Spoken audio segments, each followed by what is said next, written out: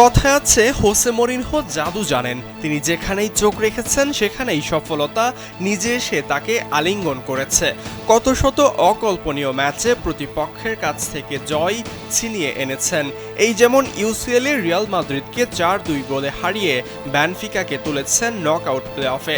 ম্যাচের একেবারে শেষের দিকে এসে পর্তুগিজ ক্লাবটির সমীকরণ ছিল মাদ্রিদকে হারাতে হবে 2 গোলের ব্যবধানে। এক কথায় অসম্ভব হয়ে যাওয়া সমীকরণ চোখের পলকেই যেন মিলে গেল। কারণ ডাগআউটে যে দাঁড়িয়ে আছেন হোসে মরিনহোর মতো মাস্টারমাইন্ড, তার অঙ্ক বুঝতে হলে 10 বার জন্ম নিতে হবে। গোলকিপার আনাতোলি ক্রুবিনকে ইশারায় উপরে উঠতে বললেন। এরপর যা হলো তাকে রূপকথার গল্প না বলে উপায় নেই। যোগ করা সময়ের 8ম মিনিটে ফ্রিকিক থেকে হেড দিয়ে গোল করে বসেন গোলকিপার ক্রুবিন। এমন সব অবিশ্বাস্য জয় যেন কেবলই মানায় হোসে মরিনহোকে। তিনি যে আনস্টপেবল।